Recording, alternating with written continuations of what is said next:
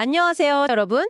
오늘 저희가 함께 깊이 살펴볼 책은 신약 성경의 문을 여는 마태복음입니다. 네, 반갑습니다. 이 마태복음이 왜 그렇게 중요하게 여겨지는지, 또 전통적으로는 이 책을 어떻게 이해해 왔는지 오늘 좀 차근차근 알아보는 시간을 갖겠습니다. 시작하기 전에 이 마태복음이 마치 구약과 신약을 딱 이어주는 그런 튼튼한 다리 같다는 느낌? 그런 말씀들을 많이 하시더라고요. 네, 정확합니다. 바로 그 점이 마태복음을 이해하는 데 있어서 아주 중요한 출발점이죠. 마태복음은 예수님이 누구신지, 그리고 그분이 구약에서 예언된 그 약속들을 어떻게 성취하셨는지를 굉장히 체계적으로 보여주려고 노력하거든요. 아, 체계적으로요? 네, 그래서 전통적인 관점에서 보면요. 이 책은 사도 마태가 직접 기록했고, 시기적으로는 예루살렘 성전이 파괴되기 이전, 그러니까 대략 주후 한 50년대 후반에서 60년대 초반쯤에 쓰였다고 봅니다. 그리고 중요한 건 주로 그 유대인 출신 그리스도인 공동체를 염두에 두고 기록했다는 점이에요. 아, 유대인 그리스도인 공동체요. 그게 핵심이군요. 그래서 그런지 마태복음을 읽다 보면 유대적인 색채가 굉장히 강하게 느껴지는 것 같아요. 예를 들면 뭐가 있을까요? 가장 대표적인 게 역시 예수님의 족보죠.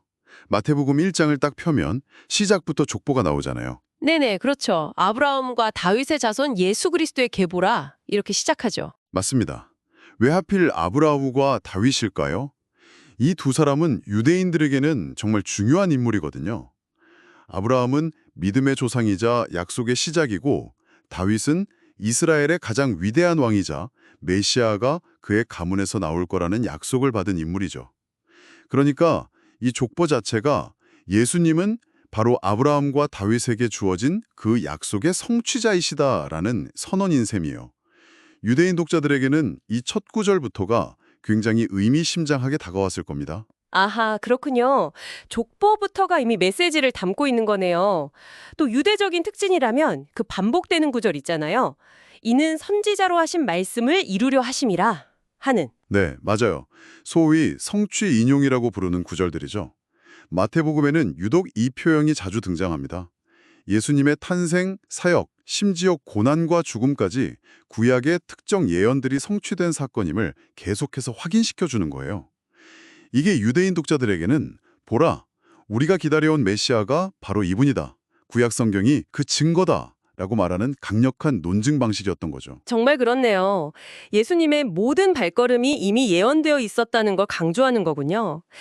그리고 또 예수님을 설명할 때 새로운 모세라는 이미지를 사용한다는 점도 흥미로웠어요. 이건 어떤 의미인가요? 네, 그것도 아주 중요한 포인트입니다. 구약에서 모세가 어떤 인물이었나요? 이스라엘 백성을 이집트의 노예 상태에서 해방시키고 시내산에서 하나님의 율법을 받아 전달한 지도자였죠. 마태복음은 예수님을 바로 그런 모세와 같은, 아니 모세보다 더 위대한 분으로 제시합니다. 가장 대표적인 예가 바로 산상수훈, 마태복음 5장에서 7장까지의 긴 설교인데요. 아, 산상수훈이요? 이게 마치 모세 오경, 토라를 연상시킨다는 해석도 있어요. 와, 5개의 설교 묶음이 모세오경과 연결된다는 건 정말 흥미로운데요. 그럼 그 5개가 구체적으로 어떤 내용들인가요? 첫 번째가 방금 말씀드린 산상수훈 5에서 7장이고요. 두 번째는 제자들을 파송하시면서 주신 선교 지침 10장. 세 번째는 하나님 나라에 대한 여러 비유들 13장. 네 번째는 교회 공동체의 운영 원리에 대한 가르침 18장. 그리고 마지막 5번째가 세상의 종말과 심판에 관한 종말론적 강화 24에서 25장입니다. 이 5개의 큰 가르침 덩어리가 이야기 부분과 번갈아 가면서 배치되어 있어요. 이런 구조 자체가 예수님이 모세처럼, 아니 그를 능가하는 권위 있는 교사, 새로운 율법의 수여자이심을 보여주는 문학적인 장치라고 할 수 있죠. 정말 그렇네요. 예수님을 새로운 모세로 보여주려는 의도가 아주 분명하게 드러나는 것 같습니다. 그럼 새로운 모세라는 이미지 외에 마태복음이 강조하는 예수님의 또 다른 중요한 모습은 뭐가 있을까요? 다윗의 자손이라는 표현도 자주 나오던데요? 네, 맞습니다. 다윗의 자손이라는 칭호는 예수님이 바로 그 유대인들이 오랫동안 기다려온 메시아, 즉 기름 부음 받은 왕이심을 직접적으로 나타내는 표현입니다. 다윗 왕가의 후손으로서 이스라엘을 회복하고 다스릴 분이라는 기대가 담겨 있죠. 복음서 곳곳에서 사람들이 예수님을 다윗의 자손이라고 부르며 도움을 청하는 장면들이 나오잖아요. 그건 단순히 혈통을 말하는 것을 넘어서 그분의 메시아적 권능에 대한 믿음을 보여주는 겁니다. 아, 메시아로서의 왕되심을 강조하는 거군요. 다윗의 자손. 그렇죠. 그리고 또 하나 정말 중요한 표현이 바로 임마누엘입니다. 임마누엘. 하나님이 우리와 함께 계시다는 뜻이죠. 네, 맞아요. 이 임마누엘이라는 주제는 마태복음의 시작과 끝을 장식하는 아주 중요한 열쇠입니다. 1장에서 예수님의 탄생을 예고하면서 이사야서의 예언을 인용해 보라 처녀가 잉태하여 아들을 낳을 것이요 그의 이름은 임마누엘이라 하리라고 하죠.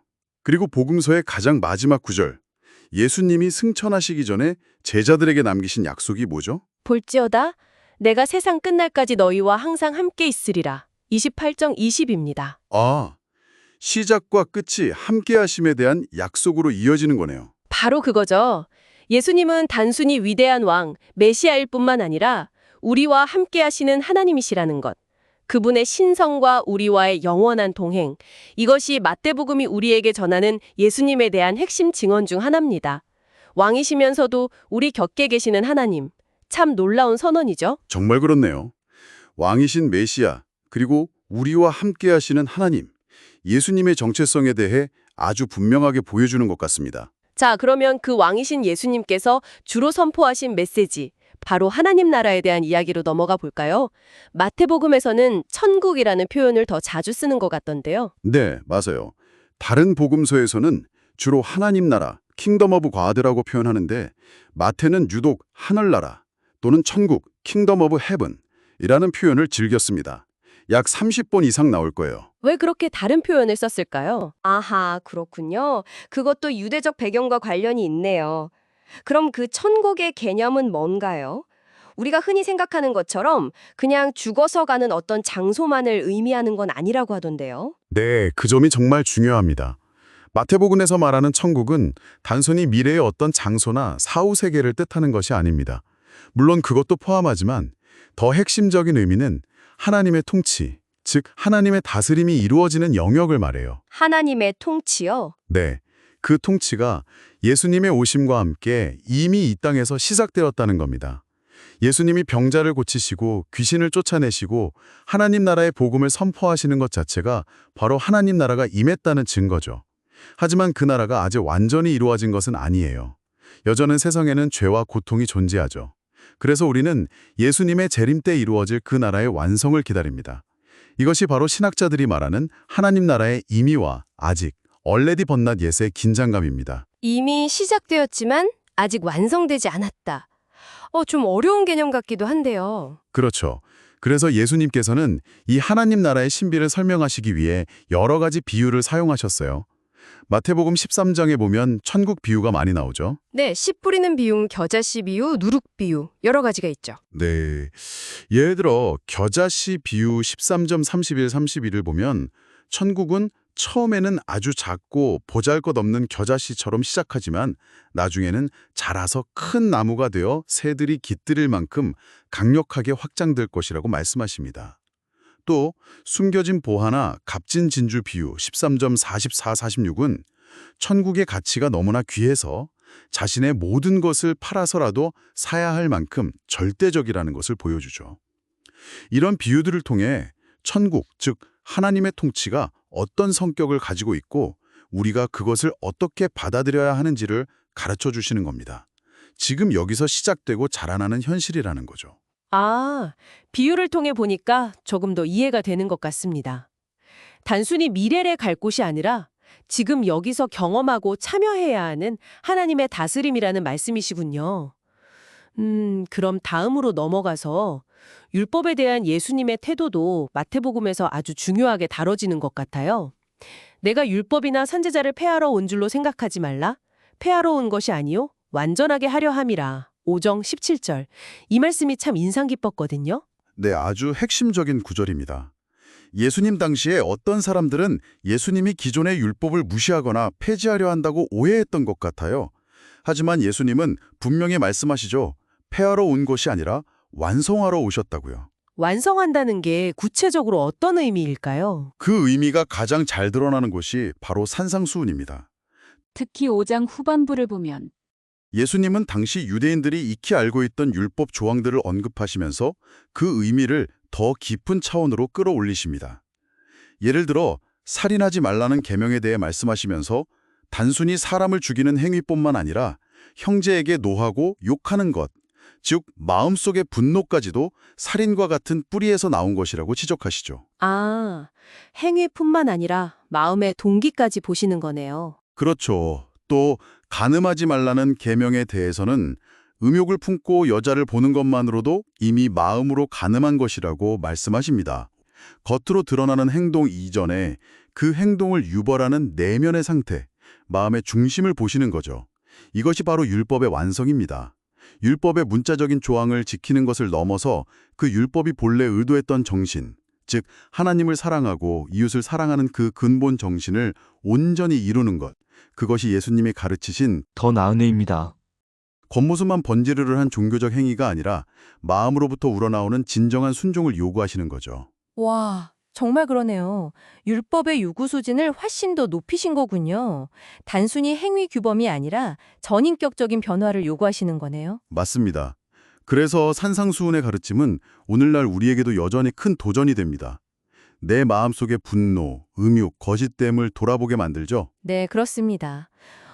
이제 또 마태복음의 중요한 특징 중 하나로 제자들의 삶, 즉 제자도와 그들이 이루는 공동체인 교회에 대한 강조를 빼놓을 수 없을 것 같아요. 특히 교회라는 단어, 에클레시아라는 헬라어가 신약 성경 복음서 중에서는 유일하게 마태복음에만 등장한다면서요? 네, 정확히 보셨습니다. 마태복음 16장과 18장 이렇게 두 번 교회, 에클레시아라는 단어가 직접적으로 사용됩니다. 16장에서는 베드로의 신앙 고백 위에 내가 이 반석 위에 내 교회를 세우리니 16장 18이라고 말씀하시고 18장에서는 공동체 내에서 죄를 범한 형제를 어떻게 대해야 하는지, 즉 권징과 화해의 절차를 다루면서 교회를 언급하시죠. 18장 17. 교회의 기초와 또 공동체 운영 원리까지 다루는 거네요. 그렇습니다.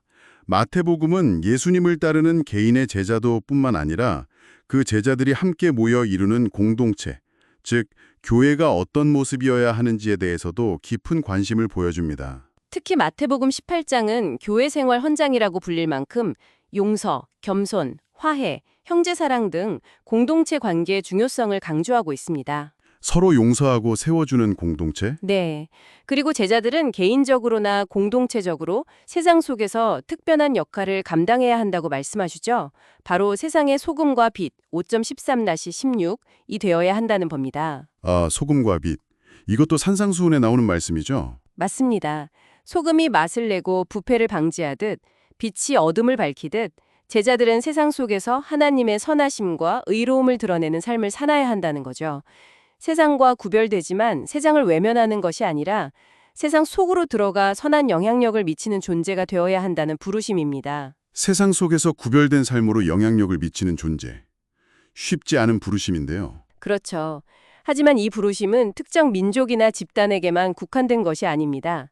마태복음의 마지막 예수님께서 제자들에게 주신 명령을 보면 그 범위가 아주 명확하게 드러나죠.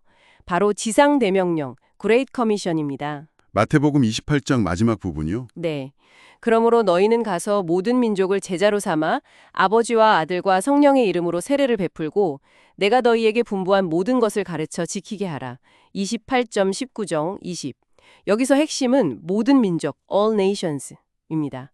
유대인들을 주요 대상으로 시작했던 마태복음이 마지막에 가서는 그 복음이 유대인의 경계를 넘어 온 세상 모든 민족에게 전파되어야 한다는 보편적인 선교 명령으로 끝을 맺는 거죠. 교회의 사명이 바로 여기에 있음을 분명히 하는 겁니다. 유대적인 배경에서 시작해서 모든 민족을 향한 비전으로 확장되는군요. 마태복음의 전체적인 흐름과 메시지가 정말 방대하면서도 일관성이 있는 것 같습니다. 네, 그렇습니다. 예수 그리스도가 누구신지, 그분이 선포하신 하나님 나라가 어떤 것인지, 그리고 그 나라의 백성으로서 우리는 어떻게 살아가야 하는지, 이 모든 질문에 대해 마태복음은 아주 깊이 있고 또 체계적으로 답을 제시해주고 있습니다. 오늘 짧은 시간이었지만 덕분에 마태복음의 큰 그림을 그릴 수 있었던 것 같습니다. 구약의 예언 성취부터 시작해서 예수님의 정체성, 하나님 나라, 율법의 참된 의미, 그리고 교회 공동체의 사명까지 정말 중요한 내용들을 짚어주셨어요. 네, 마태복음은 정말 풍성한 내용을 담고 있죠. 단순히 2000년 전의 기록으로만 볼 것이 아니라 오늘 우리 시대를 살아가는 그리스도인들에게도 여전히 강력한 메시지와 도전, 그리고 지침을 주는 책이라고 생각합니다. 맞아요. 특히 그 임마누엘의 약속, 하나님이 우리와 함께 계시다는 그 메시지는 오늘날 여러 어려움 속에서 살아가는 우리에게 정말 큰 위로와 힘이 되는 것 같습니다. 세상 끝날까지 함께 하시겠다는 그 약속 말이죠. 네, 그렇습니다. 왕이신 그분이 우리와 함께 하신다는 것만큼 든든한 약속이 또 있을까요? 네. 오늘 저희가 나눈 이야기들을 바탕으로 청취자 여러분께서도 마태복음을 한번 쭉 읽어보시면 어떨까 싶습니다. 읽으시면서 한번 질문해 보세요. 마태복음이 보여주는 그 하나님 나라가 오늘 나의 삶 속에서는 어떻게 이미 이루어지고 있는지, 또 어떤 모습으로 아직 완성되기를 기다리고 있는지 말이죠. 이 질문을 마음에 품고 마태복음을 더 깊이 탐구해 보시는 것 아마 의미 있는 여정이 될 거라고 생각합니다. 오늘 저희가 준비한 이야기는 여기까지입니다. 함께해 주셔서 감사합니다. 네, 감사합니다.